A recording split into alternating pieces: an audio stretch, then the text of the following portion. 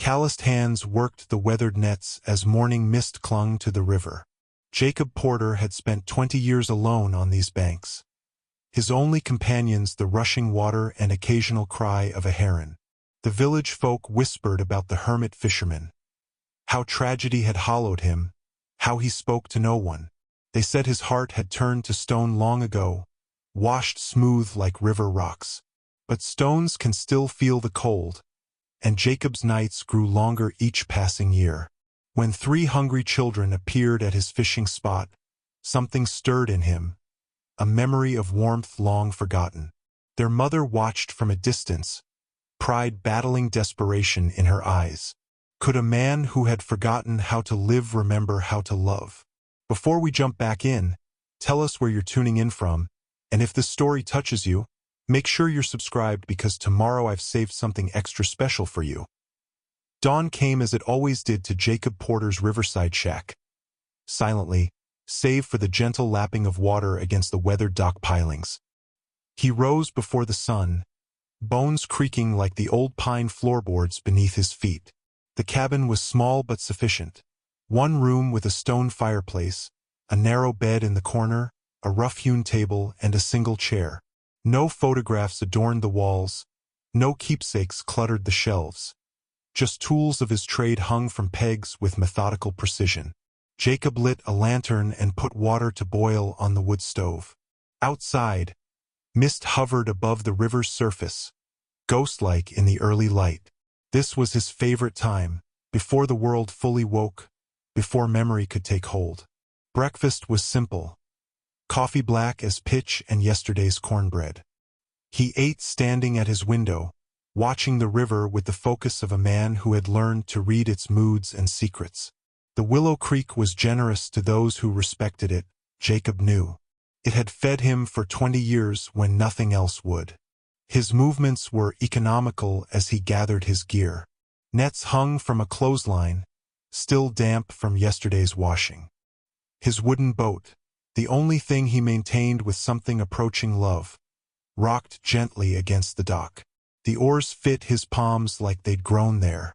The village of Millbrook lay 2 miles downstream, just visible in the morning haze. Jacob rarely went there except to sell his catch and buy necessities. He preferred the river's honest company to the whispers that followed him through town. "There goes Porter, the river ghost," they'd say, not quite quietly enough. "Hasn't spoken more than 10 words in nearly 2 decades. He didn't bother correcting them. Words were wind, and he'd had enough of wind tearing at him. Mid-morning found him at his usual spot where the river bent around a cluster of smooth boulders. The current slowed here, creating a natural pool where trout gathered. Jacob cast his net with practiced precision, the motion as natural as breathing. While he worked, memories threatened at the edges of his mind. A woman's laugh, small hands reaching for his, but he pushed them away with the same efficiency he used to mend his nets. When the sun reached its zenith, Jacob counted his catch. 7 trout, 2 catfish, and a fat bass. Enough to eat and to sell. Enough to sustain, but never enough to fill the hollow he carried within. He gutted the fish on a flat rock by the water's edge, tossing entrails to the waiting herons who had learned over the years to expect this offering. In this way, nothing was wasted. Jacob believed in using everything the river provided, taking only what he needed. Back at his shack, he salted 4 fish for preservation and prepared one for his evening meal. The routine never varied: clean, cook, eat, mend nets, sleep, repeat until the seasons changed, then adapt slightly and continue. There was comfort in the sameness, safety in the solitude. As darkness fell, he sat on his porch facing the water, a small fire burning in a pit before him. Stars emerged above, mirrored in the river's surface until it seemed he floated in the heavens. These quiet moments were as close to peace as Jacob ever came. In the back of his mind, he registered the appearance of the 3 children at his fishing spot that morning, unwelcome intrusions in his carefully constructed solitude. The smallest one had stared at him with eyes too large for her thin face.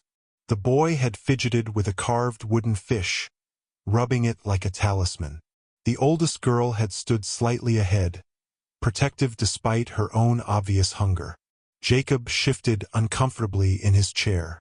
Children didn't belong in his world. They reminded him too much of... He stood abruptly, dousing his fire with river water. Some thoughts were best left dormant, like winter seeds buried too deep to sprout. Tomorrow would be another day of routine, of nets and fish and silence. That was all he needed, all he deserved. As he closed his door against the night, Jacob wondered briefly what the children's names might be, then immediately scolded himself for wondering anything at all. Sarah Miller twisted the thin gold band on her finger as she measured the last of the flour. Not enough for proper bread, but she could stretch it into a thin gruel that might quiet the children's stomachs until morning. 2 years a widow, and each day the margins of survival grew thinner. The cottage at the edge of Millbrook had once been filled with laughter and the scent of good cooking. Now it held only echoes and the lingering smell of damp that she couldn't seem to banish. The roof leaked in 3 places. Sarah had positioned buckets beneath them, the rhythmic dripping a constant reminder of all she couldn't fix. "Mama!" Emma stood in the doorway, her 10-year-old face solemn beyond her years. "Thomas says he's too hungry to sleep." Sarah forced a smile. "The gruel is almost ready. Tell him just a few more minutes." Emma nodded, unconvinced but unwilling to make things harder. She had become Sarah's second pair of hands since James had died, sweeping floors, minding her siblings, never complaining when her own portions grew smaller. Sarah stirred the meager pot, adding a pinch of salt, the last luxury in the house. She remembered a time when their pantry had been well-stocked, when James's carpentry had kept them comfortable if not wealthy. The fever had taken him so quickly. 3 days of burning heat and delirious rambling, then silence. The doctor had come too late, leaving behind only a bill she still couldn't pay. The village had been kind at first. Casseroles appeared on her doorstep. Men offered to fix the sagging porch steps. The pastor's wife organized a collection. But charity had its limits, especially in a place where everyone had just enough for themselves and little to spare. God helps those who help themselves. Mrs. Winters had reminded her last month when Sarah had inquired about work at the general store. The woman's eyes had drifted to Sarah's wedding band. Though perhaps if you showed more willingness to move forward. Sarah had understood the implication. Several widowers in town had made their interest known. A practical woman would have accepted one of them by now. But Sarah couldn't bring herself to barter her future for security. James deserved better than to be replaced out of convenience, and she deserved more than a marriage of necessity. She called the children to the table, a battered piece of furniture that had been her grandmother's. Emma came first, helping 5-year-old Lily onto her chair. Thomas trudged in last, 8 years old and already carrying a man's resentment against the world's unfairness. "Is this all?" he asked, staring at the thin gruel. "Thomas," Emma warned, glancing anxiously at their mother. Sarah laid a hand on her son's shoulder. "This is what we have tonight. Tomorrow will be better." "You always say that," Thomas muttered, but he picked up his spoon. Lily, too young to fully grasp their circumstances, swung her legs cheerfully. "I saw a big fish today, at the river." Sarah's head snapped up. "You went to the river? Alone?" "We all did," Emma admitted. "Just to look. We were careful. And we saw the fish man," Lily added. "The quiet one." Sarah's stomach clenched. Everyone in Millbrook knew about Jacob Porter, the solitary fisherman who'd withdrawn from the world decades ago after some unspoken tragedy. Mothers frightened disobedient children with warnings about the river ghost, who might snatch them if they wandered too close to his territory. Did he speak to you?" Sarah asked carefully. Thomas shrugged. "Just looked at us funny, like he'd never seen kids before." "You mustn't go there again," Sarah said firmly. "It's not safe by the water, and Mr. Porter values his privacy." Later, after the children were asleep, all three sharing the small bed in the room adjacent to hers. Sarah sat by the window, turning her wedding band around and around. The thin circle of gold was the last valuable thing she owned. Yet she couldn't bring herself to sell it. Not yet. Tomorrow she would try again at the milliner's shop. Mrs. Cooper had mentioned needing help with sewing. The pay would be pittance, but any income was better than none. As she finally lay down on her narrow cot, Sarah found herself thinking about the river, about the man who lived there alone with his nets and his silence. They said he always caught fish, even when others returned empty-handed. They said he could read the water like a book. Sleep came slowly, bringing dreams of flowing water and full bellies and, strangely, a pair of calloused hands reaching out through mist. Emma Miller woke before dawn, a habit formed from necessity rather than choice. She slipped quietly from the bed she shared with her siblings, careful not to disturb them. Thomas had finally fallen into true sleep, his perpetual frown smoothed out in slumber.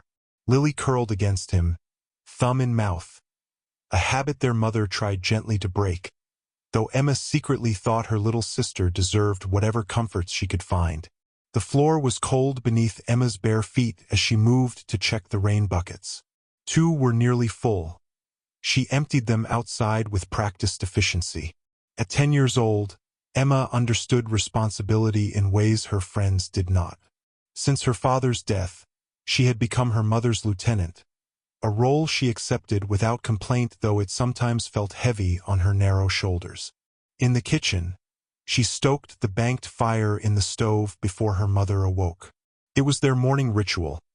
Sarah would pretend she hadn't noticed Emma doing chores, and Emma would pretend not to see the grateful relief in her mother's eyes. Thomas appeared in the doorway, hair standing in sleep-rumpled spikes. "I'm hungry," he announced without preamble. "Good morning to you too," Emma replied, trying to sound like their mother when she was gently scolding. "Mama will make breakfast soon." Thomas scowled. "There's nothing to make. I looked in the pantry last night." Emma sighed. Her brother had been angry since their father died, a simmering rage against circumstances he couldn't understand or control. She wanted to hug him but knew he would only stiffen and pull away. "We'll figure something out. We always do." "I hate porridge," Thomas muttered, but sat at the table anyway, fidgeting with the small wooden fish their father had carved for him on his 6th birthday. The once sharp details had been worn smooth by Thomas's constant handling, a talisman of better times. Lily toddled in, dragging her blanket. At 5, she retained a spark of joy that hardship hadn't extinguished. "Morning is here," she announced to the room. "Can we go see the fish man again?" Thomas perked up. "Yeah, can we? He had nets full of fish yesterday." Emma hesitated. Their mother had expressly forbidden them from returning to the river, especially near Jacob Porter's fishing spot. But the memory of those silver fish glinting in the sunlight made her stomach growl traitorously. "Mama said no," she reminded them, the responsible voice of reason. "Mama says no to everything now," Thomas countered, a flash of the old defiance in his eyes. "Dad would have let us." "Dad's not here," Emma snapped, immediately regretting the harshness in her voice when Thomas's face crumpled momentarily before hardening again. Lily, sensing tension, patted her brother's hand. "Your fish is pretty," she said, pointing to the wooden carving. "Like the ones the quiet man catches." Thomas's expression softened slightly. "Dad made this. He taught me how real fishermen cast their lines." He demonstrated with an imaginary rod. "He said one day he'd take me to the big lake up north." The promise hung in the air between them, one of many that would never be fulfilled. Sarah appeared then, somehow managing to look composed despite the worry lines etched around her eyes. "Good morning, my loves," she said, kissing each child's head. "Did you sleep well?" The children exchanged glances before nodding dutifully. Their mother didn't need to know about Thomas's nightmares or how Lily had cried silently in the dark. "I thought perhaps we might go into town today," Sarah said as she assessed their food stores with a practiced eye. Mrs. Cooper might have some sewing work for me. Can we go to the river instead? Lily asked hopefully. To see the fish man? Sarah stilled. I told you yesterday, the river isn't safe. But we're careful, Thomas argued. And that man catches lots of fish. Maybe he could teach me how, like Dad was going to. Emma watched their mother's face carefully, recognizing the calculation there. Weighing pride against practicality, safety against survival. The fisherman doesn't like company, Sarah said finally. He keeps to himself. He looked at us, Lily insisted. And he has sad eyes, like Thomas sometimes. Thomas scowled at the comparison but didn't deny it. Later, as they walked toward town, Emma noticed her mother glancing toward the river path. The miller's wife had hinted that Jacob Porter always had more fish than he could use. Some said he spoke to the river spirits. Others whispered darker things about why he lived alone. Emma clutched Lily's hand tighter. Whatever their circumstances, they still had each other. She wondered what it would be like to be truly alone, like the fisherman with his silent cabin and empty table. She hoped they never had to find out 3 days of rain had swollen the river and dampened all hopes of work in town. Mrs. Cooper had no sewing to offer, the mill was fully staffed, and even the general store had turned Sarah away. The Miller pantry now held nothing but half a potato and some withered carrots. We're going to the river, Thomas announced at dawn on the 4th day, his young face set with determination that reminded Sarah painfully of his father. Thomas, I've told you. We're hungry, Mama, Emma interrupted softly, supporting her brother for once. Maybe we could just watch how he catches fish. Then we could try ourselves. Sarah wanted to object, to insist they maintain their dignity. But dignity wouldn't fill her children's bellies. After a long moment, she nodded. I'll come with you, but we'll keep our distance. Mr. Porter values his solitude. The river path was muddy from the recent rains, forcing them to step carefully. Lily skipped ahead despite Emma's attempts to keep her close, her small feet somehow finding the driest spots. Thomas walked silently, the wooden fish clutched in his hand like a talisman. They found Jacob Porter at his usual bend in the river, though he'd moved slightly upstream where the bank was more stable after the rains. His weathered hands worked methodically, checking his nets with practiced efficiency. Even from a distance, Sarah could see his catch was good. Several large trout lay on a bed of wet leaves beside him. Stay here, she told the children, choosing a spot halfway down the bank where they could observe without intruding. Just watch quietly. But children, especially hungry ones, are rarely still for long.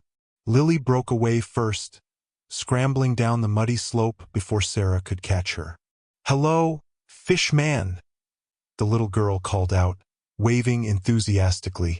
Jacob Porter's head jerked up, his expression a mixture of surprise and annoyance. His eyes, a deep gray like the river before a storm, flickered from Lily to Sarah and the other children on the bank.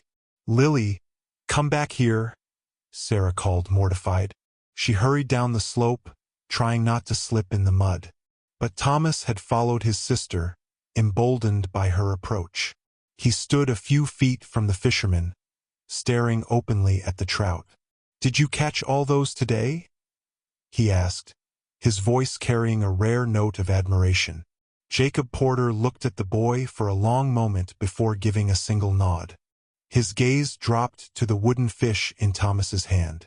My dad made it, Thomas said, holding it up, before he died. He was going to teach me to fish.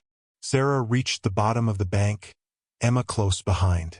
I'm so sorry to disturb you, Mr. Porter, she began, reaching for Lily's hand. We were just hungry, Emma finished honestly. We were hoping to learn how to catch fish ourselves. A muscle twitched in Jacob's jaw. He looked from the children to their mother, noting Sarah's proud bearing despite her threadbare coat, the way she placed herself slightly in front of her children. These waters can be dangerous, he said, his voice rough from disuse. "After the rains." The sound of his voice seemed to surprise even him.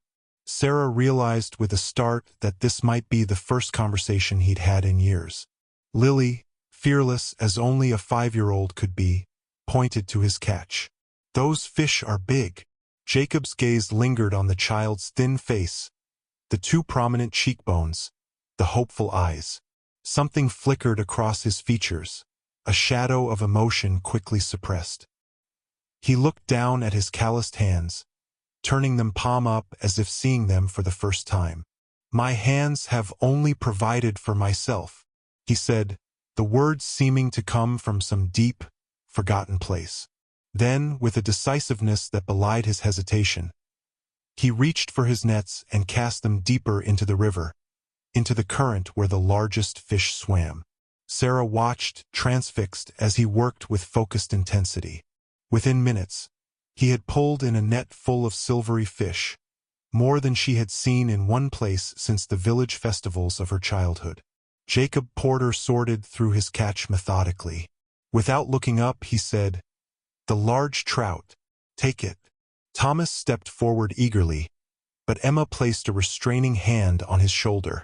"We can't accept charity, Mr. Porter," Sarah said, though it cost her to refuse. Jacob finally looked up, meeting her eyes directly. "Not charity. Trade." He nodded toward the children. "The boy can help mend nets. Tomorrow." It wasn't a request or an offer, just a simple statement of fact. Sarah felt a weight shift inside her, pride giving way to something more fundamental, the need to see her children fed. "Thank you," she said simply. Jacob nodded once, then turned back to his work, a clear dismissal.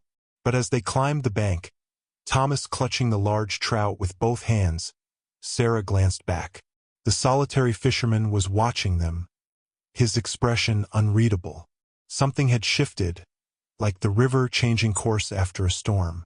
None of them, not even Jacob Porter himself, could know where this new current might lead. The trout fed them for 2 days. Sarah stretched it further than seemed possible, making a rich soup with the head and bones, flaking the meat into small portions that she supplemented with the last of their vegetables. She couldn't remember the last time the children had eaten so well, or when Lily had fallen asleep without complaining of hunger. Jacob Porter had said tomorrow, but Sarah had waited an extra day, telling herself it was to ensure Thomas didn't seem too eager. In truth, she was gathering her courage. There was something about the fisherman's silent intensity that unnerved her, not in a frightening way, but in the manner of deep water whose currents you couldn't quite read. "Are we going to see the fish man today?"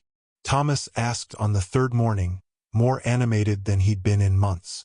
Sarah nodded, smoothing his unruly hair. "Yes, but remember what I told you. Be respectful of Mr. Porter's space. Do exactly as he instructs you, and thank him properly." They found Jacob in the same spot, though this time he was seated on a flat rock, methodically mending a net spread across his lap. He looked up as they approached, his face betraying no surprise or welcome, merely acknowledgement. "Good morning, Mr. Porter," Sarah said formally. "Thomas is here to help with the nets as agreed." Jacob nodded once, then reached beside him and lifted something Sarah hadn't noticed. A smaller fishing rod, weathered but well-maintained. He held it out to Thomas. The boy's eyes widened. "Is that for me to use?" Another nod. "Can't mend nets until you know how they're meant to work." Jacob's voice was slightly less rough than before, as if the previous day's use had smoothed its edges. Thomas took the rod reverently. Sarah watched her son's face transform with a joy she hadn't seen since before James died. The sight pierced her heart, both healing and hurting. "I'll return in a few hours," she said, placing a hand briefly on Thomas's shoulder. "Mind your manners." Jacob looked up at her. "The girls can stay too, if they want." He gestured vaguely toward a patch of sandy bank. "Safe spot for the little one to play. Deep waters further out." Sarah hesitated. She had errands in the village, another attempt at finding work, But Lily had been disappointed about not joining her brother. "Can we, Mama?" Emma asked, a rare request from her usually accommodating eldest. Something in Jacob's face decided her, a flicker of what might have been understanding. Perhaps he recognized her need to maintain dignity by seeking work, not just accepting charity. "Thank you," she said simply. "I won't be long." As she walked away, Sarah glanced back. Jacob was showing Thomas how to hold the rod, his movements patient despite his gruff demeanor. Emma had settled nearby with some mending Sarah had given her, while Lily was already crouched by the water's edge, fascinated by something in the shallows. The sight stayed with Sarah as she made her rounds in the village, from the milliner's to the general store, from the schoolhouse to the mayor's home where they sometimes needed help with laundry. Each place had the same answer: no work available.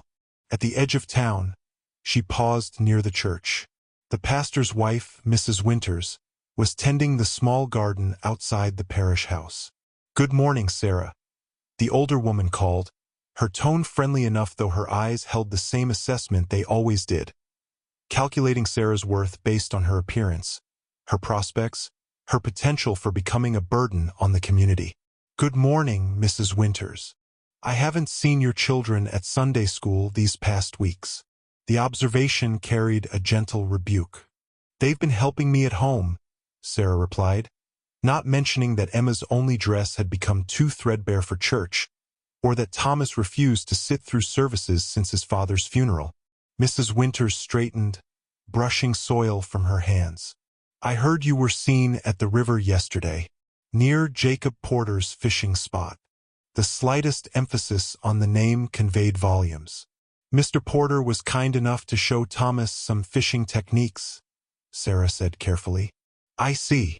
Mrs. Winters pursed her lips. "While any Christian would commend charity toward widows and orphans, one must consider appearances, Sarah.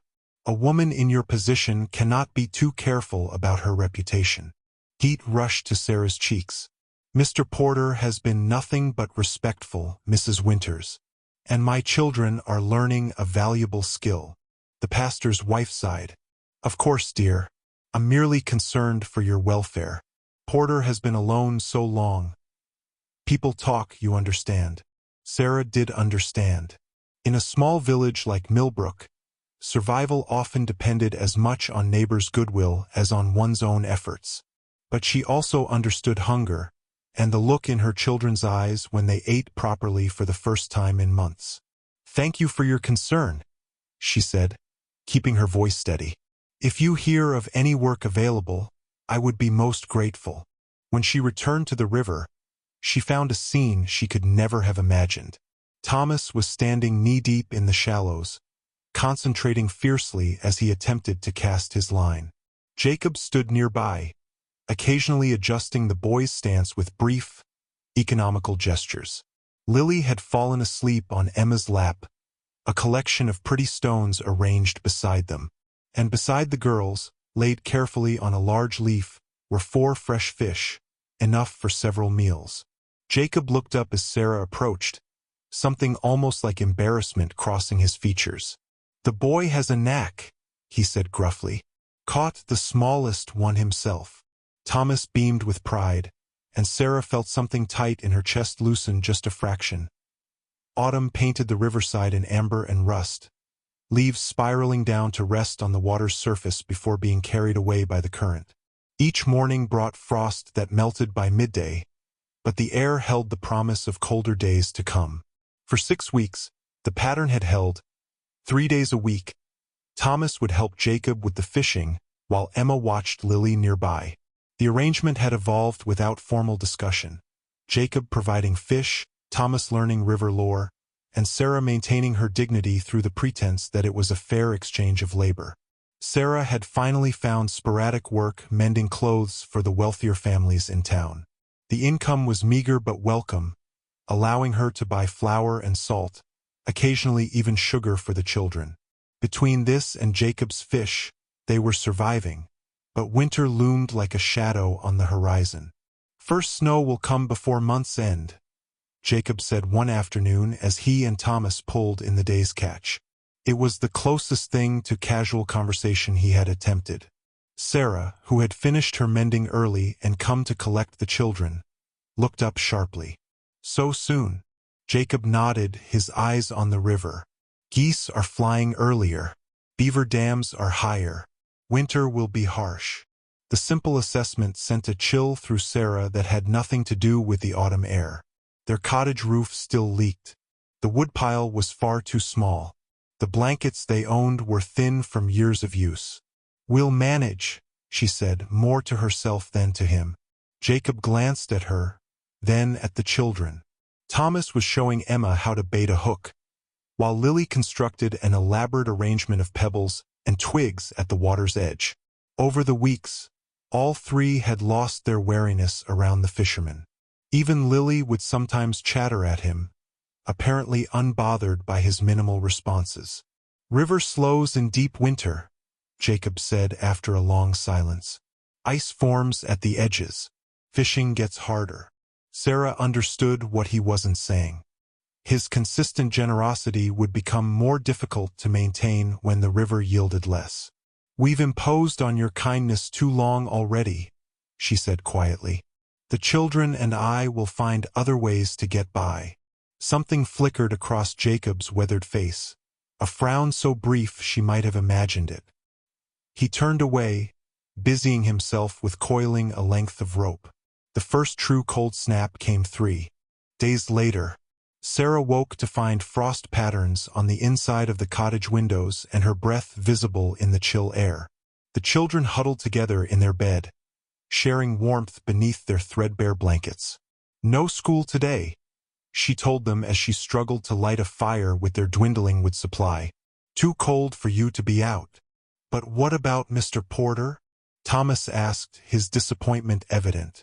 "I was supposed to help with the new net." "Mr. Porter will understand," Sarah assured him, though in truth she wasn't certain.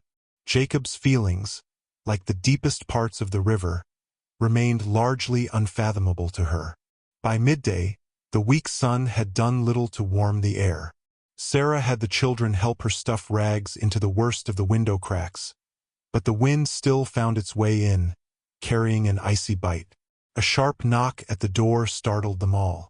In the months since James's death, few visitors had come calling. Sarah opened the door to find Jacob Porter standing on her doorstep, his tall frame awkward and out of place away from his riverside domain. Behind him sat a handcart piled high with split firewood. "Brought this," he said without preamble. "Saw your woodpile. Won't last the week." Sarah stared at the load of wood, enough to last them a month or more. Pride warred with necessity in her heart. "Mr. Porter, Jacob," he interrupted, looking somewhere past her shoulder. "Just Jacob." From behind her, the children appeared, curious about their visitor. "Mr. Porter brought us wood," Lily exclaimed, delighted by the novelty of seeing the fisherman away from the river. "Is that your cart?" Thomas asked, equally fascinated by this new side of his fishing mentor. Jacob nodded. "Need help stacking it," he said, addressing the boy.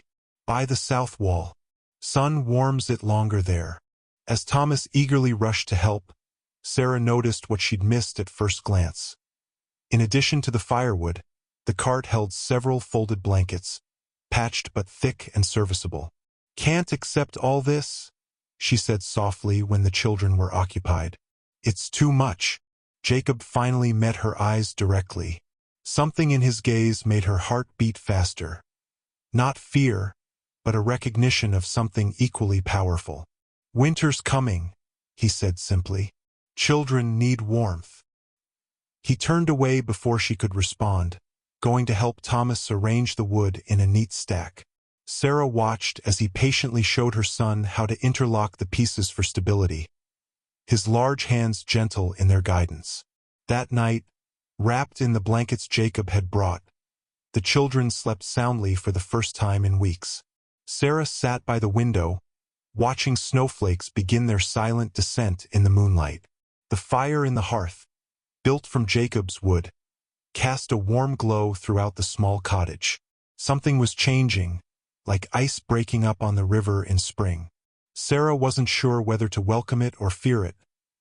Millbrook had existed beside the river for over a century, its fortunes rising and falling with the water levels and the prosperity of the mill that gave the village its name. Like most small communities, it ran on two currencies: coin and conversation. Sarah had always been acutely aware of the latter's power. The general store served as the village's unofficial gathering place, especially in winter when the cold drove people indoors. On a Tuesday morning, Sarah stepped inside, her breath clouding as the warmth of the store enveloped her. She had 3 eggs to trade, a small miracle from the single hen that had survived the autumn, and hoped to exchange them for salt. "Morning, Mrs. Miller," Harold Green, the shopkeeper, called from behind his counter. At 65, he'd run the store for nearly 4 decades and considered himself the unofficial keeper of the village records. "Good morning, Mr. Green," Sarah replied, unwrapping her precious eggs from their cloth covering. "Would these be worth some salt today?" Harold examined the eggs with exaggerated care, though they both knew he would accept them. "I suppose that would be fair," he said finally. "How are those children of yours faring with the cold?" "Well enough, thank you," Sarah said, not mentioning Jacob's firewood or blankets. "Thomas is learning to fish." "So I've heard," Harold replied, his tone carefully neutral. "Folks say Jacob Porter's taken quite an interest in your boy." Sarah measured her response. "Mr. Porter has been kind enough to teach Thomas some river skills. It's a practical education." From the back corner of the store came a soft snort. Edith Winters, the pastor's wife, was examining a bolt of cloth, clearly listening to every word. "Practical indeed," Edith said, abandoning all pretense of not eavesdropping. "Though one wonders about the wisdom of encouraging association with a man of such uncertain character." Sarah felt heat rise in her cheeks. "Mr. Porter has shown nothing but decency to my family." "Of course, dear," Edith said, her smile not reaching her eyes. "I merely suggest caution. Not everyone knows the full history there." Mayor William Tanner, selecting tobacco by the counter, cleared his throat. "Porter keeps to himself, pays his land taxes on time. That's good enough for most. Not all of us have forgotten the circumstances of his withdrawal from society," Edith replied pointedly. Sarah looked between them, sensing long-standing tensions beneath the surface. "What circumstances?" An uncomfortable silence fell. Harold busied himself measuring salt into a small paper twist. "Ancient history," Mayor Tanner said finally, his voice gruff, "happened before you were even born, Sarah. No sense in dredging up old sorrows." "Perhaps," Edith countered, "or perhaps Mrs. Miller should know the company her children are keeping." Sarah straightened her spine. "Then someone should tell me plainly instead of speaking in riddles." Mayor Tanner sighed, glancing toward the store's ledger on the counter, the unofficial record of Millbrook's debts and credits, both financial and social. "Porter lost his wife and young daughter in the spring floods of '82. Terrible tragedy. Some folks thought he might have been able to save one of them if he'd chosen differently." The mayor shook his head. "Nobody has the right to judge a man faced with that kind of choice. Yet he judged himself most harshly of all," Edith added, her tone softening slightly. "Withdrew completely.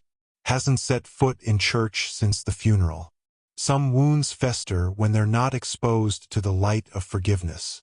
Sarah absorbed this information, thinking of Jacob's silent strength, his awkward gentleness with her children, the sorrow that seemed etched into the very lines of his face. "Thank you for the salt, Mr. Green," she said finally, gathering her purchase. "And for the history lesson, though I'm not sure it changes anything." "Just be careful," Edith warned. "The village has long memories, Sarah, and your position is already precarious." Outside in the cold air, Sarah paused to collect herself. The village ledger tracked more than material debts, she knew. Every kindness and slight, every scandal and triumph, all carefully recorded in the collective memory. Her own entry had shifted when James died, from respected carpenter's wife to object of pity to potential burden. And now they were noting her connection to Jacob Porter, measuring it against their understanding of propriety. At the edge of the village square, she nearly collided with Bernard Walsh, who had made little secret of his interest in her since James's passing. At 45, the widowed blacksmith was considered a good match, stable, reasonably prosperous, in need of a woman's touch in his home.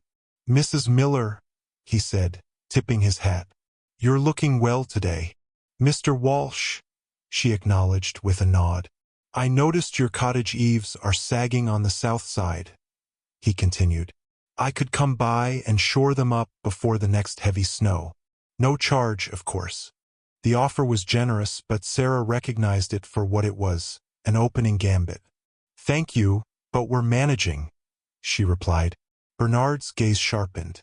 "Are you now? Word is you've been getting help from Porter." He spoke the name without honorific, a small but deliberate slight. A widow should be careful about creating obligations she can't repay. "Mr. Porter has been teaching my son to fish," Sarah said evenly. "Any other conclusions are your own, Mr. Walsh." As she walked home, Sarah felt the weight of the village's attention like a physical presence.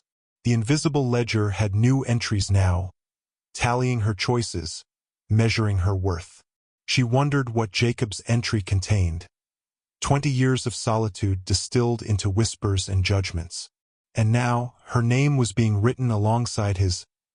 January brought ice that sheathed the river edges and stillness that settled over the valley like a held breath.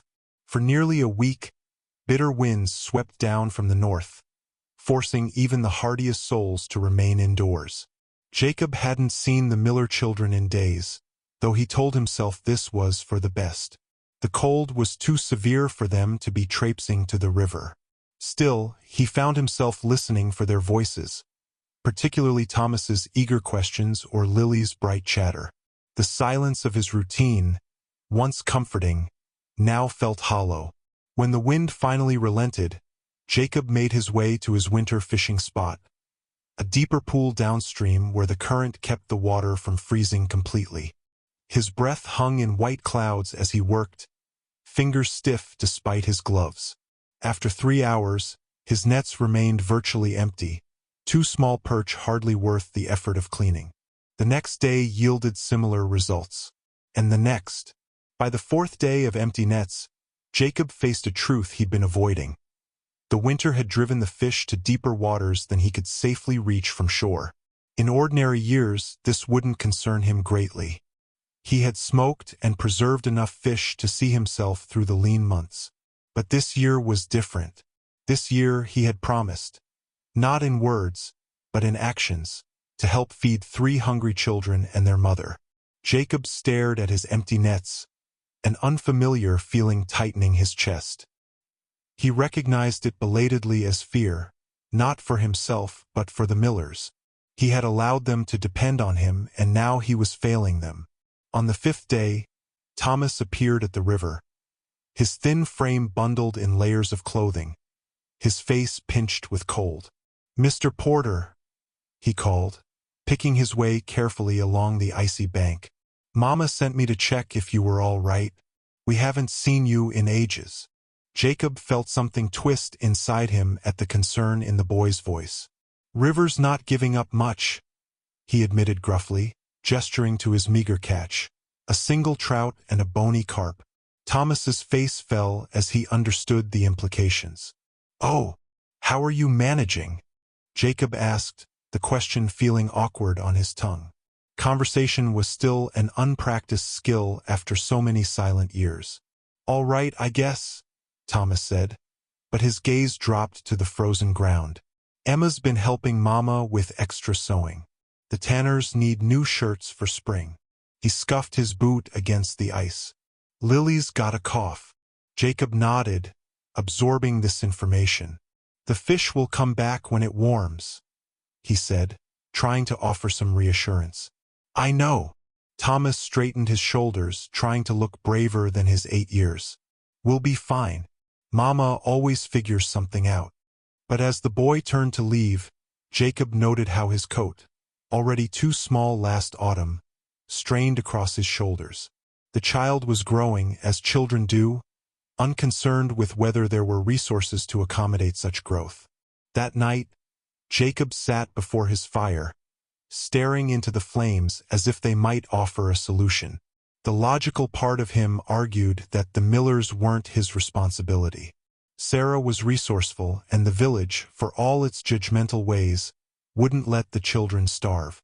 Yet he couldn't forget Thomas's brave little face, or Lily's delighted smile when she'd found a particularly pretty stone, or Emma's quiet competence as she minded her siblings.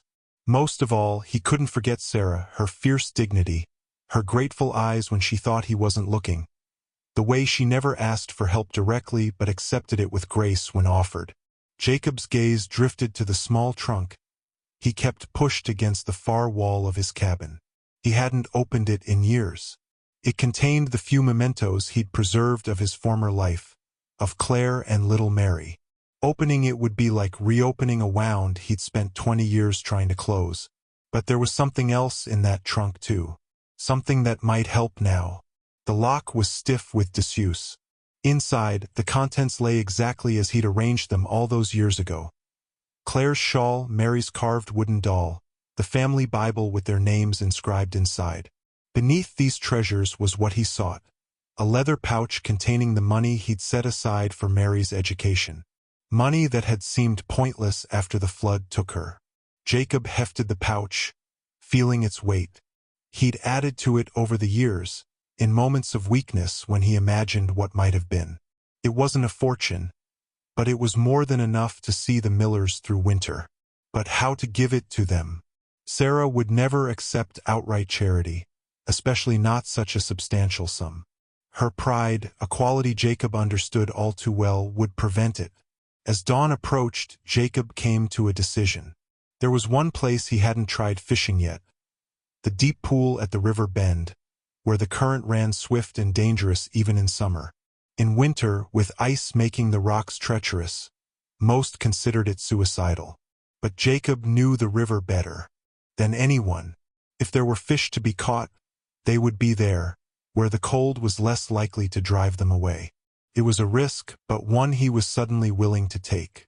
For the first time in decades, someone was waiting for him to return. Someone was counting on him. The realization terrified him almost as much as the prospect of the dangerous fishing spot. Almost, but not quite. Snow fell in thick, silent curtains as Sarah stoked the dwindling fire. Outside, the wind howled, finding every crack in the cottage walls. Lily's cough had worsened, each harsh bark sending spikes of fear through Sarah's heart. The child lay feverish on the bed she shared with Emma, who bathed her sister's forehead with a damp cloth. "How is she?" Sarah asked, though she could see the answer in Emma's worried eyes. "The fever's not breaking," Emma said with a maturity no 10-year-old should possess. "She needs medicine, Mama." Sarah nodded, her mind racing. The apothecary in town would have fever remedies, but they cost money she didn't have. The mending for the tanners was only half finished, payment not due for days. Thomas, who had been silently watching from his corner, stood suddenly. "I'm going to find Mr. Porter." "Thomas, no," Sarah said firmly. "The storm's too fierce. But he'll help us. I know he will." Sarah caught her son by the shoulders. "Mr. Porter has his own concerns. The river's barely yielding fish. He can't." A heavy knock at the door interrupted her. All three conscious millers froze, exchanging startled glances. Few people ventured out in such weather.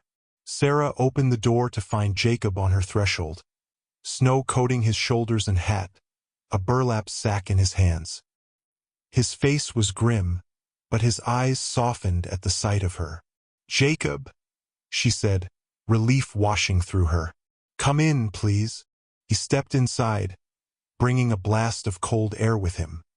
His gaze immediately went to Lily on the bed, her cheeks flushed with fever. "The child is sick," he stated, his voice rough with concern. Sarah nodded. A bad cough and fever. She needs medicine. But, without a word, Jacob reached into his pocket and pulled out a leather pouch that clinked with the unmistakable sound of coins. "Take this," he said, holding it out to her. "For medicine. For whatever you need." Sarah stared at the pouch, understanding instinctively that it contained far more than just medicine money. "I can't." "You can," he interrupted. "And you will. For her." He nodded toward Lily. Pride warred with necessity in Sarah's heart, but one glance at her fevered daughter decided the matter. She accepted the pouch with a nod of gratitude. "Thomas," she said, turning to her son, "get your coat. We're going to the apothecary." "I'll take him," Jacob offered. "You stay with the girls." The storm raged around them as they prepared to leave, but another sound rose above the wind, a great cracking noise, followed by an ominous groan from the roof. "Everyone out," Jacob commanded, his voice suddenly full of authority. "Now!" He scooped up Lily, blankets and all, while Sarah grabbed Emma's hand. Thomas was already at the door. They had barely cleared the threshold when a section of the cottage roof collapsed under the weight of accumulated snow and ice, sending a shower of wood and snow into the room they'd just vacated. "My house," Sarah whispered, shock rendering her momentarily immobile. Jacob's hand on her arm steadied her. "No time. We need to get the sick child somewhere warm." His expression brooked no argument. "My cabin is sturdy, built to last."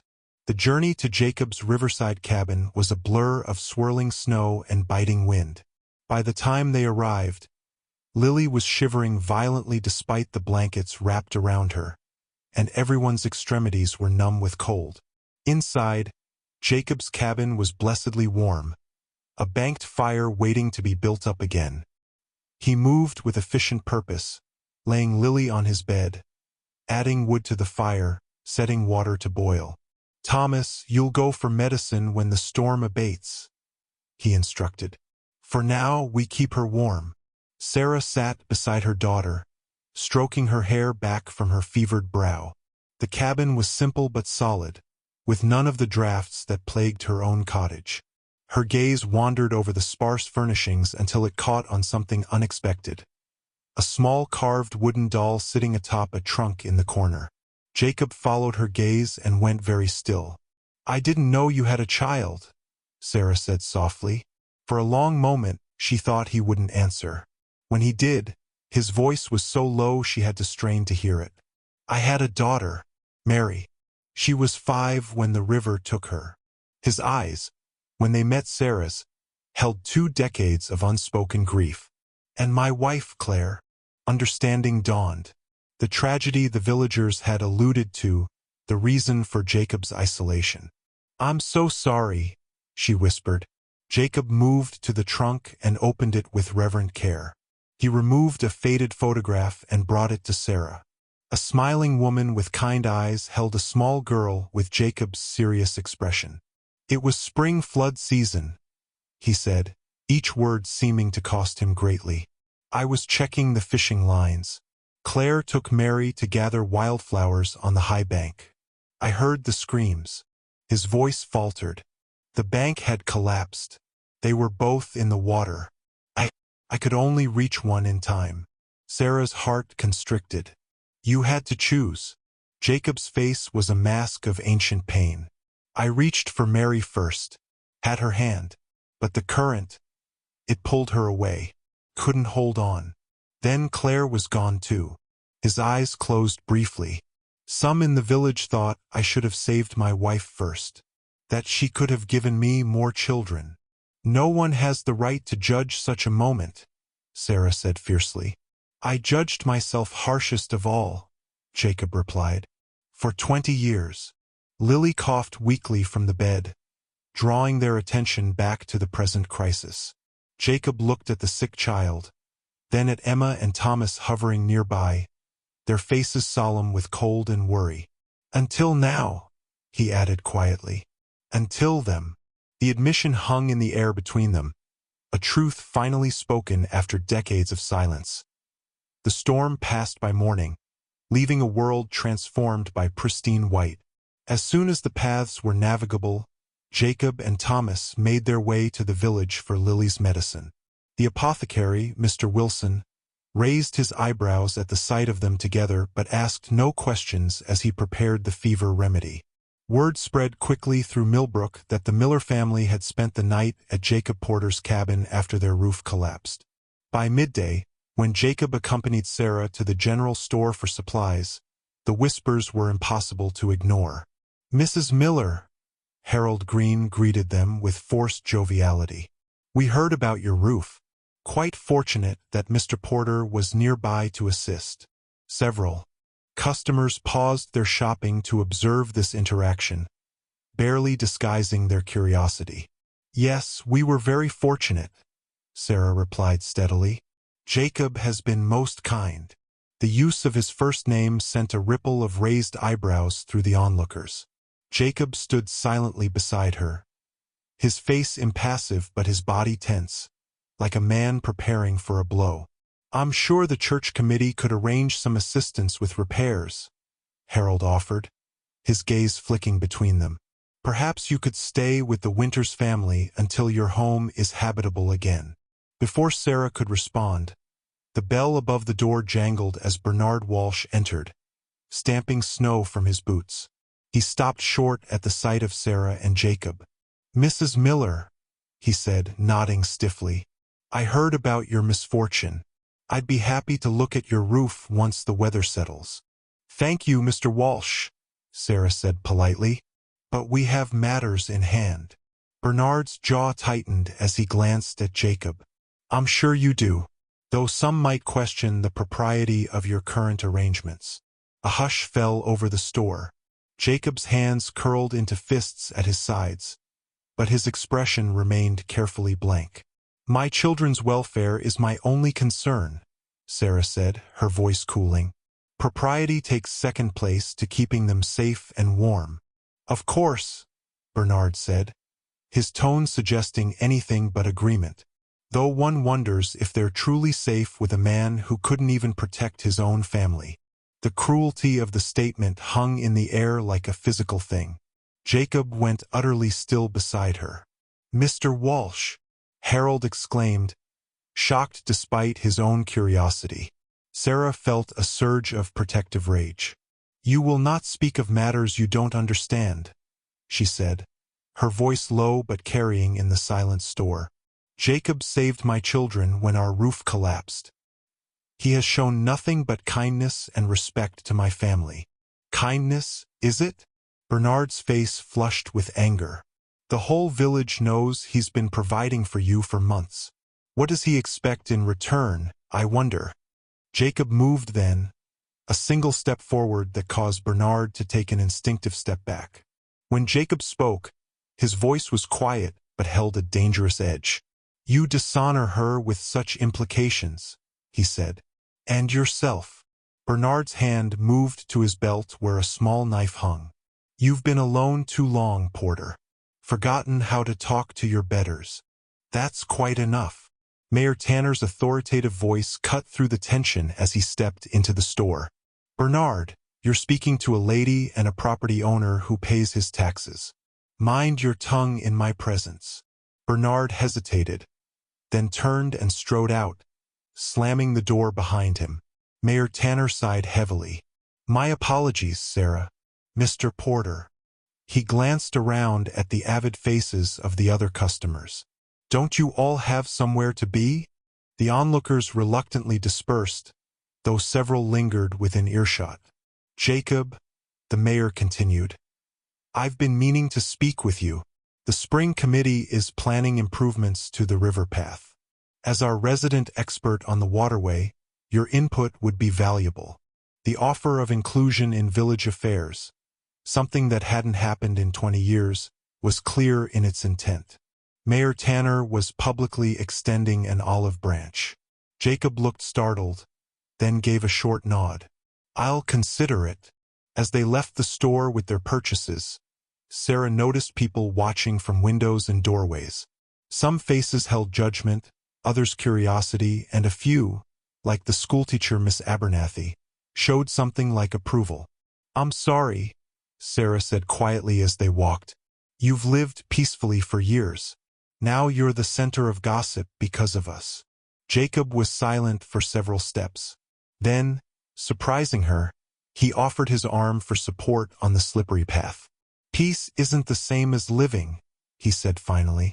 As they passed the church, Pastor Winters emerged, his wife beside him. The pastor nodded politely, though Edith's expression was pinched with disapproval. "Mrs. Miller," the pastor called. "We missed the children at Sunday school. Perhaps they could join us this week." Sarah hesitated, conscious of Jacob beside her. The church had been where James was buried, where she had received both support and judgment in equal measure. "Thank you, Pastor. We'll try to attend," she replied carefully. As they continued toward the river path, Sarah realized she was still holding Jacob's arm, and that they were being watched by half the village. A line had been crossed today. There would be no going back to the careful distance they had maintained before. Jacob seemed to read her thoughts. "We can weather this," he said simply. "Like the river in spring flood. Let them talk." His quiet confidence steadied her. Together, they walked through the snow toward home. His home, for now, where her children waited. February gave way to March, bringing tentative thaws and freezes that kept the river in constant flux. The Miller children had settled into life at Jacob's cabin with surprising ease. Thomas spent hours learning to tie intricate fishing knots. Emma helped keep the small home orderly, and Lily, fully recovered from her illness, filled the once silent space with chatter and impromptu songs. Sarah had salvaged what she could from their damaged cottage and continued taking in mending work. She insisted on contributing to the household, cooking meals and maintaining a sense of normalcy despite their unusual living arrangement. Jacob, for his part, seemed to grow more comfortable with their presence each day, though he still retreated occasionally to the solitude of the river when the cabin grew too lively. They existed in a fragile balance, neither speaking of how long this arrangement might last or what would follow. The village continued to gossip, but the scandal had dulled somewhat with time and familiarity. Then came the stranger. Jacob was checking his nets when he noticed the man standing on the bank. City clothes, expensive boots, observing the river with a calculating eye. Something about his purposeful stance put Jacob immediately on alert. "Mr. Porter?" the stranger called. "Jacob Porter?" Jacob nodded warily, pulling his boat to shore. "Nathaniel Crawford." The man introduced himself, extending a gloved hand that Jacob reluctantly shook. "I represent the Eastern Valley Development Company. Perhaps we could speak somewhere more comfortable? I have a proposition that might interest you greatly." 20 minutes later, they sat at Jacob's table, Crawford's leather portfolio open between them. Sarah had taken the children to gather kindling, leaving the men to talk. "As I was saying," Crawford continued smoothly, "our company specializes in recreational developments, fishing lodges, hunting retreats, vacation cottages for wealthy clients seeking rustic experiences." He spread a map across the table, pointing to the river and surrounding lands. "This valley has tremendous potential. Untouched wilderness, excellent fishing, picturesque views. We're prepared to make substantial investments in the area." Jacob listened silently, trying to discern the man's true purpose. "According to county records, you own not just this cabin but nearly 30 acres along the river," Crawford said, watching Jacob's reaction carefully. "Prime waterfront property. Property that my company would like to purchase. For a very generous sum." He wrote a figure on a slip of paper and slid it across the table. Jacob glanced at it, his expression unchanged despite the surprising number of zeros. "Not interested," he said flatly. Crawford's smile didn't falter. "Perhaps you should consider the offer overnight. That amount could provide a very comfortable new beginning. Perhaps in town in a proper house." His emphasis on proper carried clear implications about Jacob's current living situation with the Millers. "No need to wait," Jacob replied. "The land's not for sale." Crawford leaned forward. "Mr. Porter, I should mention that our company has already secured options on several adjacent properties. The Wilkes Farm upstream and the old logging camp downstream. Development will proceed with or without your participation." "Then it will proceed without," Jacob said, standing to indicate the conversation was over. Crawford gathered his papers unhurriedly. "I'll leave my card. Our offer stands for 2 weeks. After that," he shrugged. "Progress is inevitable, Mr. Porter. The river won't remain your private domain forever." As the man departed, Sarah and the children returned, arms full of kindling. They had passed Crawford on the path. "Who was that man?" Sarah asked, setting down her bundle. Jacob was still staring at the business card. "Someone who wants to buy my land, build fishing lodges and vacation homes." "Your land?" Thomas looked up sharply. "You mean just around the cabin?" Jacob shook his head slowly. "No, all of it. From the north bend down past the willow stand. About 30 acres. Sarah's eyes widened. 30 acres? "But that's valuable," Jacob finished for her. "Apparently. Did you know you owned so much?" Emma asked. Jacob nodded. "Bought it years ago, piece by piece. Wanted to keep others away from the river." He paused. "Never thought it would be worth anything to anyone else." Sarah studied his face. "What will you do?" Before Jacob could answer, Mayor Tanner appeared at the open door, slightly out of breath. "Jacob," he said without preamble, "I see Crawford found you. I tried to intercept him, but—" He stopped, noticing the business card on the table. "So he made his offer. You knew about this?" Jacob asked. The mayor nodded grimly. "Crawford approached the town council last week. Talked about bringing progress, jobs, tax revenue. Some council members were quite taken with his vision." He sighed. "Others of us are more concerned about what these developments would mean for the river, for the village." "He said they've already bought options on other properties," Sarah said. "The Wilkes place?" "Yes," Mayor Tanner confirmed. "Old Sam needs the money for his wife's medical treatments and the abandoned logging camp. But your land is the key piece, Jacob. It controls the best river access." Jacob's expression hardened. "And if I refuse?" The mayor spread his hands helplessly. Crawford hinted they have ways of making difficult landowners reconsider. Nothing illegal, but persistent. Thomas moved closer to Jacob, his young face serious. "You won't sell our river, will you, Mr. Porter?" "A river." The boy's unconscious claim caught Jacob by surprise. He looked around at the faces watching him, the children who had brought life back to his silent world, Sarah with her quiet strength, even the mayor who had extended a hand of reconciliation after 2 decades. "No," he said finally, "I won't sell." What he didn't say was that Crawford's offer represented more money than he had ever imagined possessing. Money that could rebuild Sarah's cottage properly. Money that could provide for the children's education. Money that could give them all a fresh start, together or apart. The choice, he realized, was no longer just about land or river rights. It was about what kind of future he wanted, and who he wanted to share it with. The development company's offer hung like a shadow over the following days. Jacob said little about it, but Sarah often caught him staring toward the river, his expression troubled. She understood his dilemma more than he realized. The money would change everything, for him, for her children, for their precarious existence. One evening, after the children were asleep, Sarah sat at the small table and opened the journal James had given her on their first anniversary. She hadn't written in it since his death, but now she felt compelled to sort her thoughts on paper. "What right do I have to influence Jacob's decision?"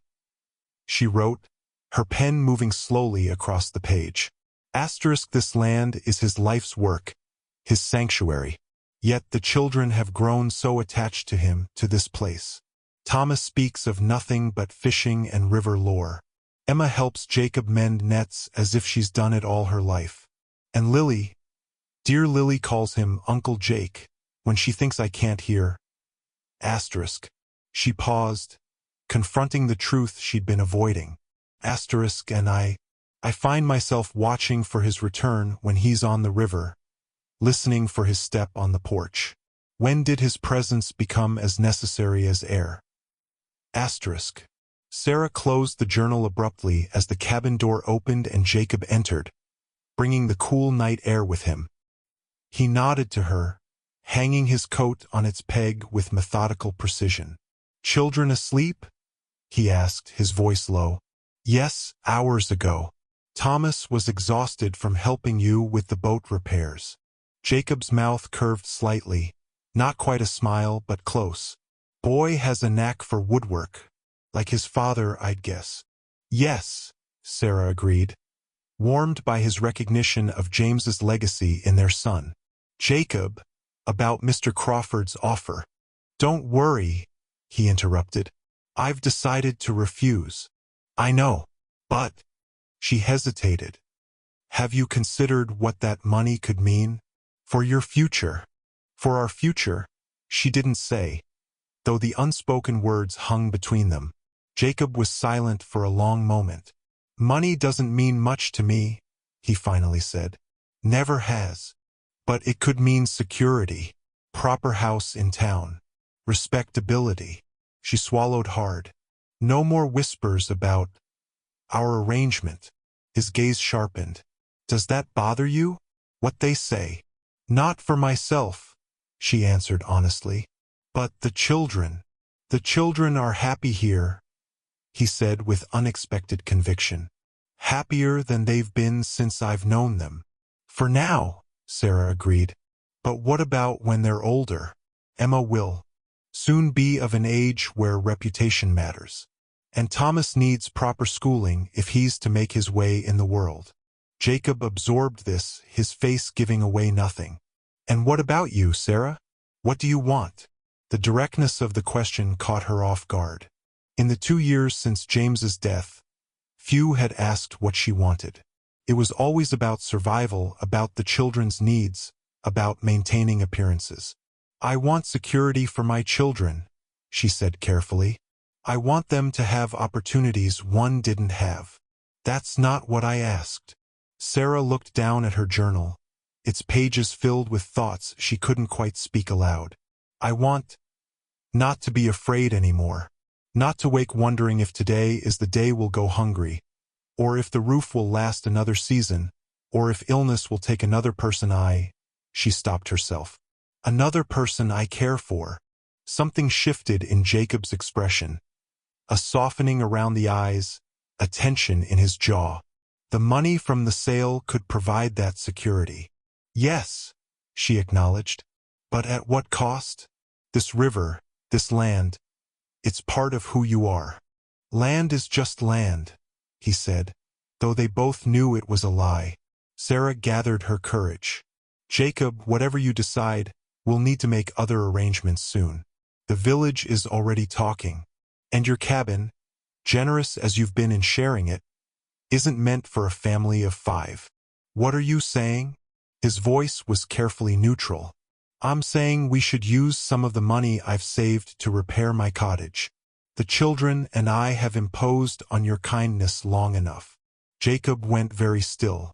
"Is that what you want? To leave?" The naked vulnerability in his question stripped away her careful defenses. "No," she admitted quietly. "But I don't see another choice that preserves your peace and our reputation." He turned away, moving to the window where moonlight silvered the river beyond. "I never expected any of this," he said, so softly she almost didn't hear. "After Claire and Mary, I thought I was done with family, with caring whether I lived or died." Sarah held her breath, afraid to break the spell of his rare openness. Then Thomas showed up with that wooden fish his father carved, and Lily with her endless questions. and Emma watching over them both like a mother hen. He turned back to face her. And you, with your pride and your strength. He reached into his pocket and withdrew Crawford's business card, staring at it for a long moment before placing it on the table between them. "I'll consider the offer," he said finally, "but not for the reasons you think. Not to be rid of this." His gesture encompassed the cabin, the sleeping children, the fragile connection between them. "But because you deserve a real choice, Sarah. Not one forced by circumstance or necessity." She understood then what he was offering, freedom to choose their future based on want rather than need. The realization was as terrifying as it was liberating. "Whatever you decide about the land," she said softly, "know that my choice was made long before Mr. Crawford arrived." Jacob's eyes met hers, a question in their depths that neither was quite ready to answer. But for the first time, Sarah allowed herself to hope that when the moment came, their choices might lead to the same destination. April arrived with surprising warmth, coaxing delicate green buds from barren branches and releasing the river from winter's grip. In Millbrook, preparations for the annual spring festival consumed the village's attention, temporarily diverting gossip from Jacob and Sarah's living arrangement. "You should all come," Mayor Tanner told them after a town council meeting where Jacob had reluctantly offered insights about the river's spring patterns. "The festival is for everyone in the valley." Jacob had nodded noncommittally, but the children seized on the invitation with enthusiasm. "There'll be games and music, and Mrs. Green always makes maple candies," Thomas told Jacob earnestly. "Dad used to lift me onto his shoulders so I could see the lantern lighting. And the flower crowns," Lily added, twirling in excitement. "Mama makes the prettiest ones." Sarah watched Jacob's face, seeing his internal struggle between habit and change. He hadn't attended a village gathering in 20 years. "We don't have to stay long," she said quietly when the children had rushed outside. "But it would mean so much to them." Jacob nodded slowly. "Crawford will be there, waiting for my answer." The developer had been a frequent visitor to Millbrook in recent weeks, meeting with landowners and council members, painting visions of prosperity that tempted many. His 2-week deadline had come and gone, but he remained confident in the inevitability of his plans. "Have you decided?" Sarah asked, careful to keep her tone neutral. "Almost," Jacob replied, offering no further insight into his thoughts. The morning of the festival dawned clear and bright. Sarah woke early to gather wildflowers for the traditional crowns. To her surprise, Jacob had already left a small bundle of white trillium, rare and perfect, on the porch step for her. The children dressed in their best clothes, which Sarah had carefully mended and pressed. Even Jacob made concessions to the occasion, trimming his beard and wearing a clean shirt she had never seen before. As they walked toward the village, Sarah felt a curious mixture of pride and anxiety. They would be appearing publicly as what? A family? Friends? The uncertainty of their relationship status suddenly seemed glaring in the spring sunshine. The village square had been transformed with ribbons, garlands, and tables laden with food. Townsfolk turned to stare as they arrived, conversations pausing briefly before resuming with renewed vigor.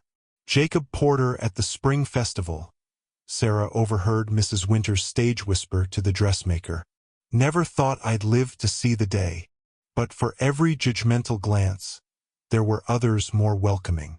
Miss Abernathy, the schoolteacher, greeted them warmly and complimented Lily's flower crown. Harold Green offered Jacob a cup of cider with a friendly nod. Mayor Tanner made a point of introducing Jacob to several merchants from neighboring towns. The children integrated quickly into the festivities. Thomas joined a group of boys playing hoops, while Emma helped younger girls with their flower arrangements. Lily attached herself to a puppet show, her delighted laugh rising above the crowd.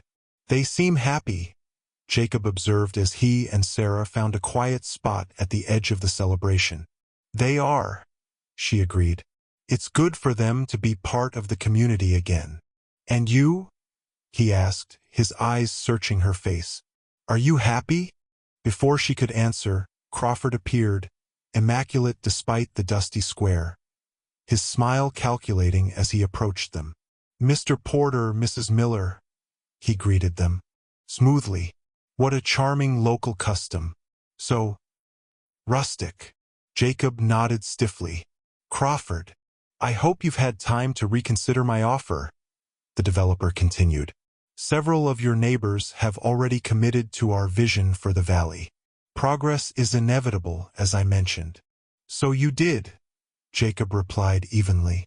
Crawford lowered his voice. I should mention that our company has certain advantages when it comes to influencing local regulations. Water rights, for instance, can be complicated. A solitary fisherman might find his access restricted if the proper paperwork isn't in order. The veiled threat hung in the air between them. Sarah felt a surge of indignation, but Jacob's expression remained impassive. Is that so? He said quietly. Merely an observation, Crawford replied with a thin smile. Business is business, after all. Nothing personal. I'll have my final answer for you tomorrow, Jacob told him. At the North Bend, 8 o'clock. Crawford looked momentarily surprised at the specific arrangement but recovered quickly. Excellent. I look forward to our successful conclusion. With a slight bow to Sarah, he moved away to charm a group of council members. Jacob, Sarah began, concerned by the strange specificity of his meeting arrangement. It's all right, he assured her. I know what I'm doing. Before she could press further, Bernard Walsh approached, looking uncomfortable but determined. He had maintained a cold distance since their confrontation in the general store. Mrs. Miller, he said formally, I wondered if you might honor the tradition of the spring dance. Sarah hesitated, aware of Jacob beside her. The spring dance was an old Millbrook custom. Partners chosen for the first dance were said to share good fortune in the coming season. That's very kind, Mr. Walsh, but you should accept, Jacob interrupted, his voice carefully neutral. Traditions are important. Confusion and hurt flashed through Sarah. Was this Jacob's way of pulling away? Of re-establishing the boundaries between them? Just one dance? Bernard pressed, offering his hand. With a last uncertain glance at Jacob, Sarah allowed herself to be led to the dance area. As fiddles struck up a lively tune, she moved mechanically through the steps, her mind elsewhere. From across the square, she spotted Crawford deep in conversation with Emma, bending down to the girl's level, his expression solicitous. A chill ran through Sarah that had nothing to do with the spring breeze. When the dance ended, she quickly thanked Bernard and made her way to where Emma now stood alone, looking troubled. What did that man want? Sarah asked, trying to keep her voice casual. Emma frowned. He asked lots of questions about Mr. Porter, about where he keeps his important papers, if he ever talks about selling his land. She looked up at her mother. I didn't like him. He reminded me of a fox. Sarah drew her daughter close, scanning the crowd for Jacob. She found him at the edge of the celebration, watching as lanterns were prepared for the evening ceremony. His expression was resolved, as if he had finally made a decision after weeks of deliberation. Whatever he had decided about Crawford's offer, Sarah suddenly felt certain it would change all their lives irrevocably. Dawn had barely broken when Jacob slipped out of the cabin, careful not to wake the family. Sarah, however, had been awake for hours, her mind churning with worry. She followed him silently to the porch. You're going to meet Crawford, she said. Not a question. Jacob nodded, checking his knife at his belt, a habit before any journey along the river. I should come with you. No, he said firmly. Stay with the children. This is between Crawford and me. Sarah stepped closer. Emma told me he was asking questions. About your papers, your property. A muscle tightened in Jacob's jaw. I'm not surprised. Jacob, please. What are you planning? He hesitated, then reached into his pocket and withdrew a folded document. "This is a deed to my land," he said quietly. "Mayor Tanner helped me draw it up yesterday." Sarah took it with trembling hands. "You're selling? After everything?" "Open it," he interrupted gently. She unfolded the paper, scanning the legal language until she reached the names listed as the new owners. Her breath caught. "Thomas, Emma, and Lily Miller," she read aloud, her voice barely a whisper. "Jacob, what have you done?" "Secured their future," he answered simply. "No matter what happens with Crawford, the Riverland will be theirs when they come of age. Until then, you'll act as their guardian for the property." He paused. "And I've arranged for a trust from my savings to rebuild your cottage properly." Sarah stared at him, emotions warring within her. "Why?" she finally managed. Jacob looked toward the river, dawn light silvering its surface. "Because they love this place. Because it should belong to people who will protect it." His eyes returned to hers. "Because I've watched you struggle to provide for them. Too proud to accept charity but willing to sacrifice everything for their welfare." "This isn't charity," she protested. It's too much, Jacob." "It's my choice," he said firmly. "The only one that makes sense." Sarah searched his face, understanding finally dawning. "You never intended to sell to Crawford?" "No." "Then why meet with him today?" Jacob's expression hardened. "To make certain he understands that his development plans end at my property line." "At your children's property line." "Our children," Sarah corrected quietly. The words hung between them, significant and irrevocable. Jacob looked momentarily stunned, then a slow, transformative smile, the first true smile she had ever seen from him, changed his entire face. "Our children," he agreed. As he turned to leave, Sarah caught his arm. "Jacob, Crawford isn't the type of man who accepts defeat gracefully. Be careful." He covered her hand with his own, the brief contact conveying more than words could express. "I'll return by midday," he promised. "We'll talk then." Sarah watched him walk toward the river path, his tall figure disappearing into the morning mist. Something told her that his confrontation with Crawford would determine far more than just the fate of 30 acres of riverfront property. The morning dragged interminably. Sarah kept the children occupied with chores and lessons, trying to mask her growing anxiety as noon approached, then passed with no sign of Jacob. When hoofbeats sounded outside, Sarah rushed to the door, relief flooding through her, only to find Mayor Tanner dismounting, his expression grave. "Sarah," he said, removing his hat, "is Jacob here?" "No," she replied, dread building in her stomach. "He went to meet Crawford at the North Bend. Hours ago."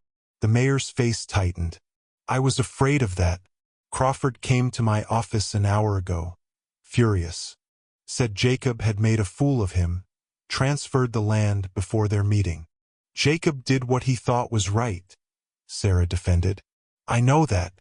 But Crawford isn't just angry, he's desperate. His investors are expecting results. Without Jacob's land, their whole project falls apart." Mayor Tanner hesitated. "He had men with him, Sarah.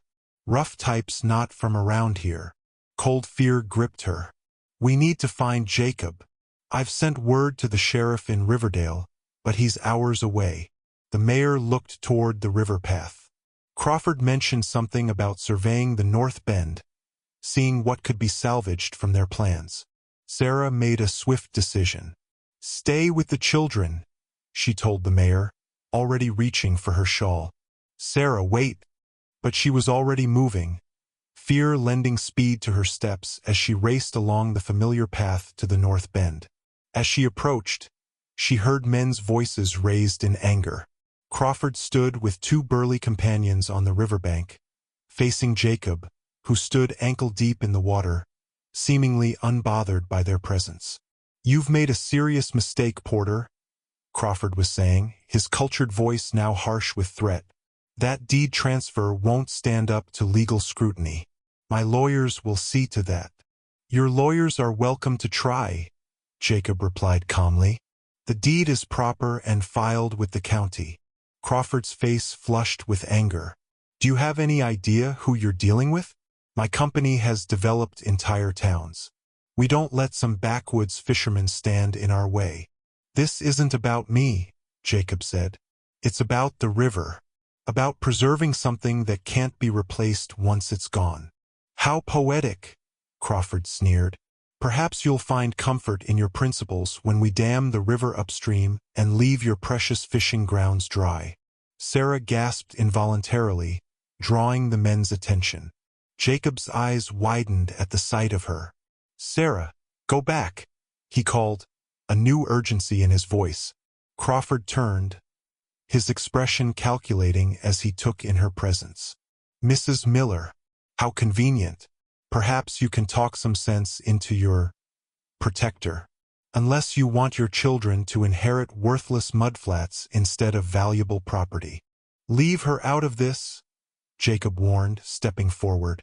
One of Crawford's men moved his hand inside his jacket, the gesture unmistakable in its threat. Sarah froze, the standoff suddenly more dangerous than she had imagined. Time seemed to slow as Jacob assessed the situation with the clarity that comes in moments of extreme danger. Crawford's man hadn't drawn his weapon yet, but his intention was clear. Sarah stood exposed on the path, too far for Jacob to reach quickly, too close to the threat for safety. Mr. Crawford, Jacob said, his voice deliberately calm. You're making a serious mistake. This isn't worth violence. Crawford's smile was thin and without humor. That's for me to decide, Porter. My investors have millions riding on this development. Do you think I'll let one stubborn fisherman and his arrangement with a widow stand in my way? The contempt in his voice when he referenced Sarah sent a surge of protective rage through Jacob. I understand business, Jacob continued, slowly moving toward the bank where his fishing gear lay. But threatening a woman puts this beyond business. No one's threatening anyone, Crawford replied smoothly, merely emphasizing the seriousness of our position. Now, Mrs. Miller, perhaps you could convince your friend to reconsider. For the children's sake. Sarah lifted her chin. My children's future is secure, Mr. Crawford. Jacob has seen to that. Crawford's facade of civility slipped further. Do you really think you can protect this land once we've diverted the river? Your property will be worthless. No water, no fish, no value. You can't divert the river, Sarah argued. The water rights can be purchased, Crawford snapped, or legislated. Money finds a way, Mrs. Miller. Jacob had reached his gear now, standing beside the worn wooden box where he kept his most valuable fishing equipment. The river has been flowing this course for thousands of years, he said quietly. Men like you come and go. The river remains. Poetic nonsense, Crawford scoffed. Progress is inevitable. This backward little valley can't remain frozen in time forever. It's not about stopping progress, Jacob replied, his hand now resting on the wooden box. It's about what kind of progress we choose. A commotion from the village path drew everyone's attention. Mayor Tanner appeared, accompanied by several men from town, including Bernard Walsh and Harold Green. What's going on here? The mayor demanded, taking in the scene with alarm. Crawford recovered quickly. A simple business discussion that Mrs. Miller interrupted. A discussion that involved threats, Sarah countered, moving carefully toward Jacob as the newcomers provided distraction. And weapons, Jacob added, nodding toward Crawford's associate, whose hand remained suspiciously inside his jacket. The mayor's expression hardened. Is this true, Crawford? Don't be ridiculous, Crawford said dismissively. We're businessmen, not thugs. Jacob opened the wooden box, removing not fishing gear but an old, leather-bound ledger. I think the county sheriff might be interested in reviewing your business methods, Crawford, and perhaps the state authorities as well. Crawford's face paled slightly. What are you talking about? I've been keeping records, Jacob said, holding up the ledger. Every conversation where you mentioned damming the river, your plans to manipulate water rights, the threats you've made. He nodded toward Bernard Walsh. Mr. Walsh here is the county magistrate's brother-in-law. I'm sure he'd be happy to take these notes to the proper authorities. Bernard looked startled at being addressed directly, but nodded firmly. Absolutely. Threatening to dam a navigable waterway without proper permits is a serious offense. You have no proof, Crawford blustered, though his confidence was visibly shaken. I have 20 years of observing this river, Jacob replied steadily. I've documented how it sustains not just fish but the entire valley's ecosystem. Any engineer worth his salt will confirm that your proposed changes would cause irreparable damage. Mayor Tanner stepped forward. Crawford, I think it's time for you and your associates to leave Millbrook. The town council will be reviewing all options granted thus far. Crawford looked from face to face, realizing he had lost his advantage. This isn't over, he warned, his voice tight with anger. Development is coming to this valley whether you backward fools want it or not. Perhaps, Jacob acknowledged, but it will happen on our terms, not yours. This river and this land will be protected. As Crawford and his men retreated toward their horses, the tension gradually dissipated. The villagers gathered around Jacob and Sarah, voices overlapping with questions and exclamations. Through the chaos, Bernard Walsh approached Jacob, hand extended. Quick thinking with that ledger, Porter, he said gruffly. I don't know if the magistrate could really do anything, but Crawford didn't know that. Jacob accepted the handshake, understanding the olive branch being offered. The ledger is real, he said. I've been documenting the river for years. Its patterns, its life cycles. Some habits are useful. Bernard nodded, then glanced at Sarah. You've chosen your champion well, Mrs. Miller, he said with surprising grace. I hope he proves worthy of the honor. Before either could respond, Lily's voice rang out as she ran down the path, followed by Emma and Thomas. Mama! Uncle Jake! The children threw themselves at Sarah and Jacob, having evidently escaped the neighbor who had been watching them. Thomas looked around at the assembled adults with keen perception. Did something happen? He asked. Is our river okay? Jacob looked down at the boy, then at the two girls who had become as dear to him as his own lost daughter. Finally, his gaze met Sarah's, finding in her eyes the same certainty he felt in his heart. Yes, he said, speaking to Thomas but looking at Sarah. Our river is safe, and so is our future. In that moment, as the spring sun glinted off the flowing water, Jacob Porter, the solitary fisherman who had closed his heart to the world 20 years ago, made his final and most important decision. He had found something worth protecting, worth fighting for, worth loving again. By mid-May, the valley had erupted in wildflowers and fresh green growth. Crawford and his company had withdrawn their development plans after the state authorities began investigating their water rights claims. The village buzzed with plans of its own. A modest fishing lodge to be owned collectively, improvements to the river path, a small nature sanctuary where children could learn about the ecosystem Jacob had documented so meticulously. On a warm Saturday morning, a surprising scene unfolded at the edge of the Miller property. More than a dozen villagers had gathered with tools and lumber, directed by Bernard Walsh, whose expertise as a blacksmith extended to general construction. The foundation needs to be raised another foot, he called to the men setting corner posts. Porter's records show the flood line reached this mark in '89. Jacob, working alongside the others, nodded in agreement. Sarah moved among the workers, offering water and gratitude in equal measure. The children darted about excitedly, Lily collecting stones for the foundation, Thomas eagerly learning to use a level, Emma helping to sketch plans for the interior layout. I never expected this, Sarah confessed to Miss Abernathy, who had come to help with refreshments. After James died, it felt like the community pulled away. The schoolteacher smiled gently. Sometimes people don't know how to help, so they do nothing. But Jacob reminded us what it means to be neighbors. She glanced toward the fisherman, who was showing Thomas how to properly notch a beam. He's changed. Or perhaps he's simply returned to who he was before his tragedy. Mayor Tanner approached, wiping sweat from his brow. Sarah, we've been discussing the old schoolhouse. It stood empty since we built the new one. The council thought perhaps you might consider using it for your sewing work. A proper shop of your own. Sarah's eyes widened. That's very generous, but I couldn't afford. The rent would be nominal, the mayor interrupted.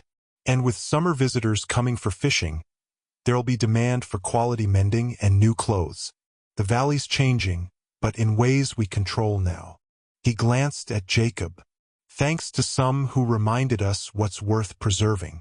By late afternoon, the frame of the new house stood complete. Larger than Sarah's old cottage, positioned to catch both morning and evening light, with a clear view of the river.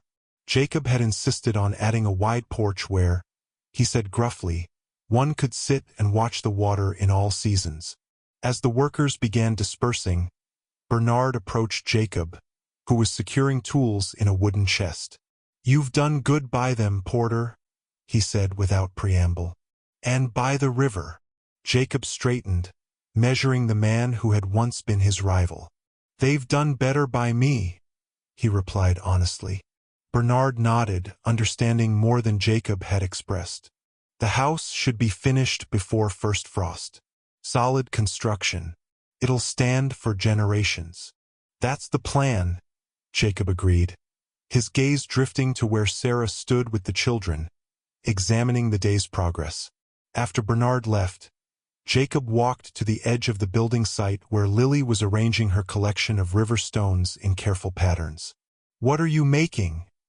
He asked, crouching beside her. Wishes, she explained seriously. One stone for each wish. This one's for Mama to smile more. This one's for Thomas to catch the big fish he talks about. This big one is for Emma to have pretty dresses for school. Jacob examined the stones thoughtfully. And what about you? Which stone is your wish? Lily pointed to a smooth, heart-shaped stone in the center.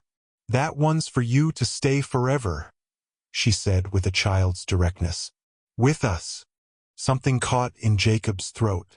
That's a mighty big wish for such a little stone, he managed finally.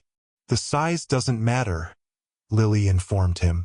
It's the choosing that makes it work. Later, as twilight softened the valley, Jacob and Sarah walked along the river path, the children running ahead to chase fireflies that had begun to emerge in the gathering dusk.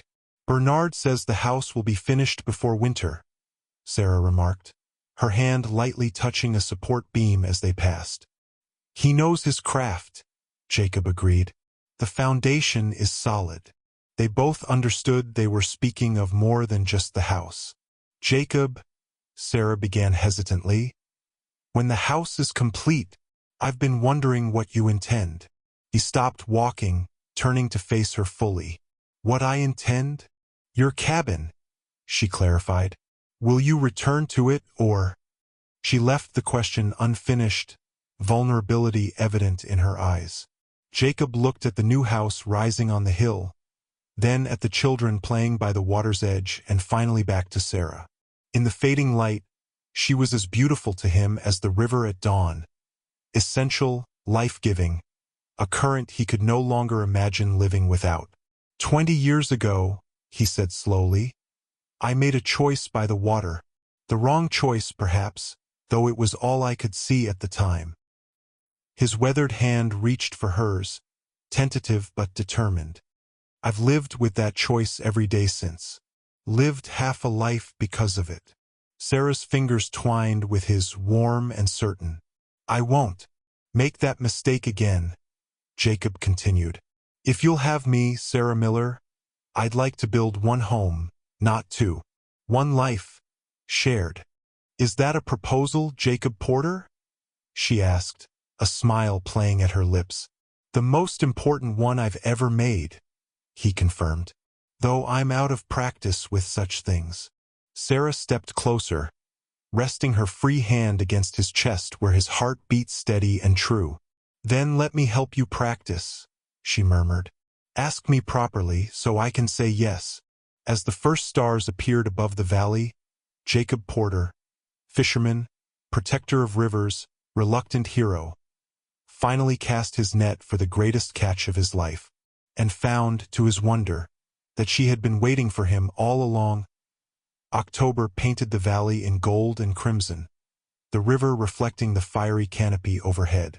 The new house stood complete on its elevated foundation, windows gleaming in the autumn sunlight. Smoke curled from the sturdy stone chimney, carrying the scent of apple pie, Emma's first successful attempt. Across the yard where Thomas split kindling with methodical precision. Inside, Sarah arranged wildflowers in a blue ceramic vase, placing it at the center of the large oak table Jacob had crafted by hand.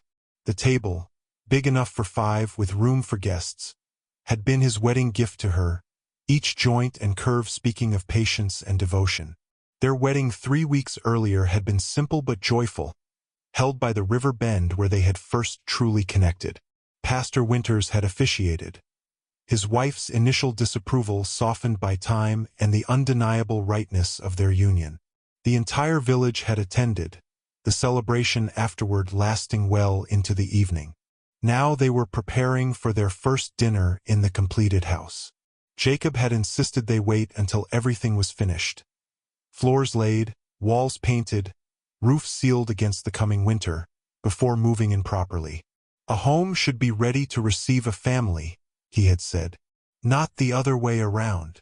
The back door opened, and Lily burst in, her arms full of late-blooming asters. "Uncle Jake says these are the last flowers before frost," she announced importantly. "We should enjoy them extra."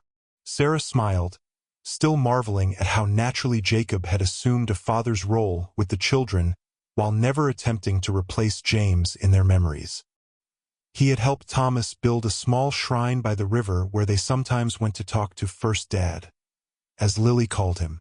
Emma had confided to Sarah that she thought her father would be pleased they had found Jacob. "He always said we should look after each other, and now Mr. Porter looks after all of us."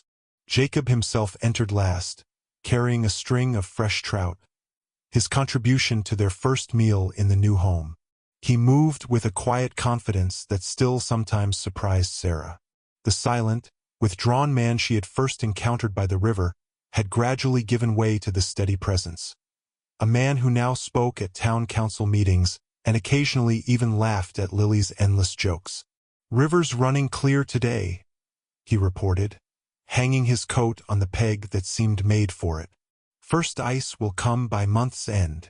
"Good thing we're well prepared," Sarah replied, taking the fish to the new sink, a luxury she was still getting accustomed to. As she worked, she watched Jacob move around the kitchen, familiar yet still wondering, as if he couldn't quite believe this home and family were now his. He paused at the small wooden box that sat on a special shelf, the box that held Claire's shawl and Mary's doll, now alongside James's pocket watch and the wedding bands from both marriages. Their past losses, honored but not allowed to overshadow their present joy. When dinner was ready, they gathered around the table, Jacob at one end, Sarah at the other, the children between them. Emma had insisted on using the good dishes, salvaged from Sarah's old cottage and supplemented by wedding gifts from the village. "Should we say grace?" Thomas asked, the question directed at Jacob. Jacob nodded solemnly. "Your mother usually leads us." "Actually," Sarah said, "I thought perhaps you might do the honors tonight, as the head of the household." Something flickered in Jacob's eyes. Gratitude, love, a hint of the wonder he still felt at being included in this family circle. He cleared his throat and reached for Sarah's hand on one side, Thomas's on the other. "We give thanks," he began, his voice steady, "for this food, this home, this family, for rivers that flow and change but remain true to their course, for second chances that come when least expected." Lily giggled. "And for fish," she added. Jacob's smile, once so rare, now a daily blessing, warmed his entire face. Yes, little one. For fish too. As they ate, the conversation flowed easily around subjects large and small. Thomas's progress in school. Emma's growing skill with needle and thread. Lily's latest collection of river treasures. Plans for expanding the garden in spring. When the meal was finished, they moved to the porch as the day's light began to fade. 5 rocking chairs, one sized for each family member, faced the river.